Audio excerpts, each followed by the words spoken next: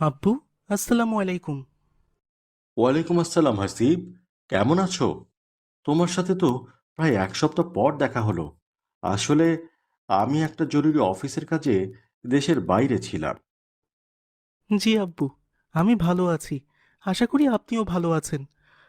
আপনি তো বলেছিলেন আমার জন্য একটা দামি ফোন নিয়ে আসবেন। কিন্তু বাবা, আমি আসলে জরুরি একটা কাজে খুব ব্যস্ত ছিলাম, আর তাই তোমার ফোনটা আনতে পারিনি। তবে ভেবো না বাবা, আমি তোমাকে বাংলাদেশ থেকে একটি দামি ফোন কিনে দেব। না না, আমি কোনো কিছু শুনতে চাই না। আমার দামি ফোন চাই। আপনি কাউকে দিয়ে দেশের বাইরে থেকে অনলাইনের মাধ্যমে ফোন আনিয়ে দিন আমায়। দেখো হাসিফ, আমি তোমাকে আগেই বলেছি, তোমার এত দামি জিনিস ব্যবহার করার বয়স হয়নি। তুমি বড় হও, তুমি যা চাইবে আমি তোমাকে তাই দেব। কিন্তু এখন এসব ফোন ব্যবহার করার কোনো দরকার নেই। কিন্তু আমার সব বন্ধুদেরই তো ফোন আছে আব্বু। তাছাড়া ফোন ব্যবহার না করলে স্কুলে সবাই আনস্মার্ট বলে। কেউ আমার সাথে মিশবে না, সবাই আমাকে দূরে ঠেলে দিবে। আমি তো তোমাকে একবারও না করিনি, তোমাকে ফোন কিনে দেব না এমনটিও বলিনি। কিন্তু তুমি এত জিদ কেন করছো সেটাই আমি বুঝতে পারছি না। আমি এসব জেদ টেদ একদম পছন্দ করি না। তুমি কখনোই আমার সাথে জেদ করবে না। এরপর হাসিবের আব্বু হাসিবকে বকা দিয়ে সেখান থেকে চলে গেল। আর হাসিব মন খারাপ করে বসে রইল।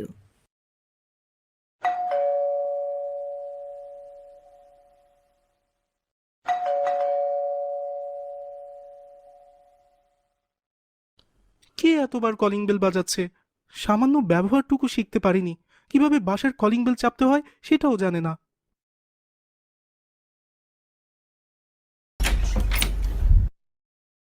কে তুই? এখানে কি চাস? আসসালামু আলাইকুম ভাইয়া। আমার মা আপনাদের বাসায় গরুর দুধ বিক্রি করে। আসলে সকালবেলা থেকে আমার মায়ের একটু জ্বর, আর তাই আমি বাড়ি বাড়ি দুধ বিক্রি করছি। তুই তো নিজেই একটা বাচ্চা ছেলে, তুই আবার দুধ বিক্রি করবি কি? তা তোর মা কি তোকে স্কুলে ভর্তি করেনি? আমরা গরিব মানুষ ভাইজান, আমাদের কি আর স্কুলে যাওয়া লাগে? আমাদের তো দুই বেলা ভাতই জোগাড় হয় না। আচ্ছা ঠিক আছে, তোকে আর এত কথা বলতে হবে না। আম্মু আসলে আমি দুধ দিয়ে দিব।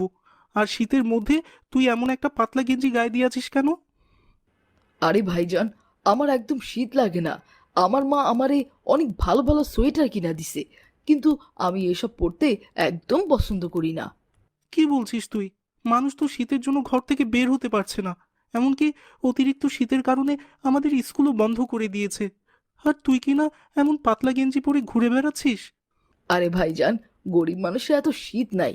আমাদের তো কষ্ট করে বেঁচে থাকতে হয়। এখন আমি গেলাম, ভালো থাকবেন। দুধওয়ালা ছেলে সেখান থেকে চলে গেল।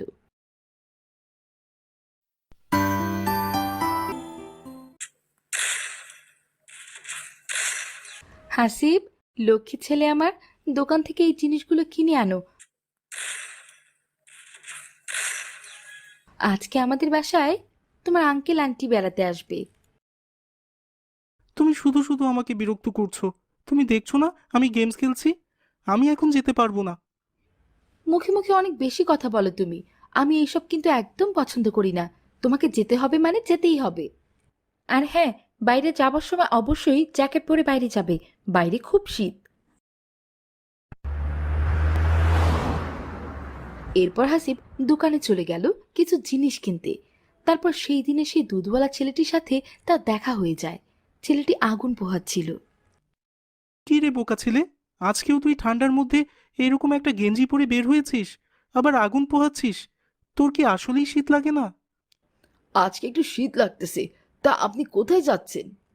আম্মু একটা লিস্ট ধরিয়ে দিয়ে বলেছে এগুলো কিনে আনতে।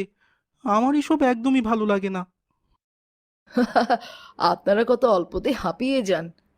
আর এই যে আমাকে দেখুন, ছোটবেলায় আমার আব্বু মারা গেছেন। আমার আম্মুকে দেখাশোনা করার জন্য আমি ছাড়া আর কেউ নেই। আমি স্কুলে পড়তাম, অনেক ভালো ছাত্র ছিলাম। আমার আব্বু মারা যাওয়ার পর আমাদের সংসারে অভাব দিয়ে ভরে যায়। আমার পড়াশোনাও বন্ধ হয়ে যায়। আর এখন আমি আমার আম্মুকে দেখাশোনা করি আর দুধ বিক্রি করে সংসার চালাই। এই যে দেখুন, আমি রাস্তায় বসে দুধ বিক্রি করছি। তুই আমার চেয়ে ভালোই আছিস, তোর তো আর পড়াশোনা করতে হয় না। আমিও এই দুধ বিক্রির কাজটা খুব ভালো করেই করতে পারবো। তাই নাকি? আজকে তাহলে আপনি এখানে বসে দুধ বিক্রি করে দেখুন ব্যাপারটা কত কষ্টের।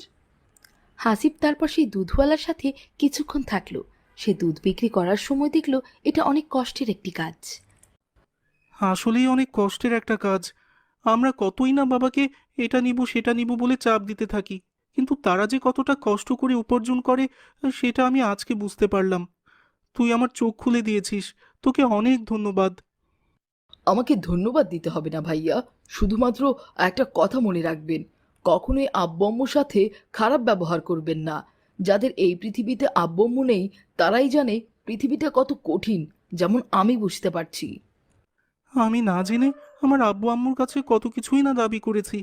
আজকে আমি তাদের কাছে গিয়ে ক্ষমা চাইবো। তারপর হাসিব সেখান থেকে বাসায় চলে আসলো।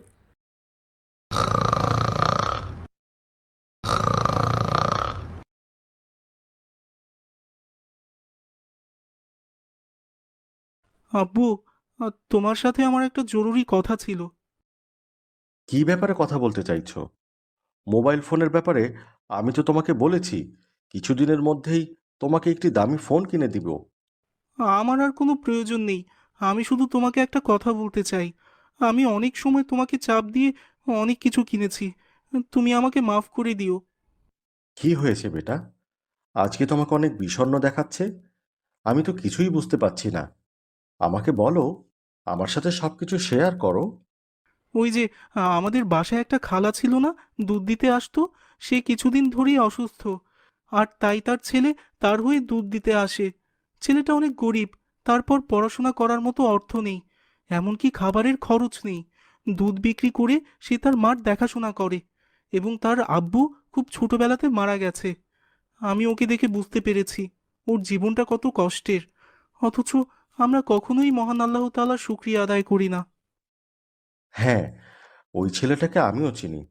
ও রাস্তার ধারে বসে দুধ বিক্রি করে। অনেক ভালো একটা ছেলে। ওর দুধ বেশ খাঁটি, এবং সে যত কষ্টই হোক তার দুধে কোনো ভেজাল মেশায় না। আব্বু, ওই ছেলেটা বলে ওর নাকি ঠান্ডা লাগে না, সারাদিন তাই খালি গায়ে ঘুরে ঘুরে বেড়ায়। ও তোমার কাছে সবকিছু সত্য বললেও ও একটা কথা মিথ্যা বলেছে। সেটি হচ্ছে, ওর যে ঠান্ডা লাগে না এই কথাটি মিথ্যে। আসলে ওর গরম কাপড় কেনার মতো কোনো অর্থ নেই। এজন্যই তোমার সামনে সংকোচে সত্য লুকিয়ে গিয়েছে। আমি তো এমন করে ভেবে দেখিনি আব্বু। আসলেই ছেলেটা কতটা অসহায়। তুমি আমাকে শেষবারের মতো একটা জিনিস দিতে পারবে আব্বু? আমি এরপর তোমার কাছে আর কোনোদিন কোনো কিছু আবদার করব না। হ্যাঁ, অবশ্যই বাবা। বলো তুমি কি বলতে চাও। তুমি যা চাইবে আমি তোমাকে তাই দেব। কারণ তুমি এখন তোমার নিজের ভুলটা বুঝতে পেরেছো।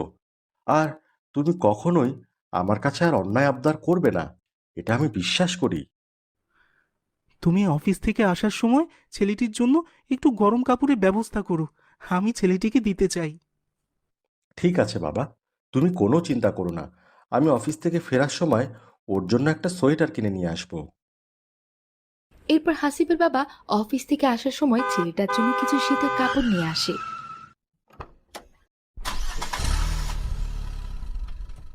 এবং হাসিব সেই কাপড় নিয়ে ছেলেটির বাড়িতে যায়।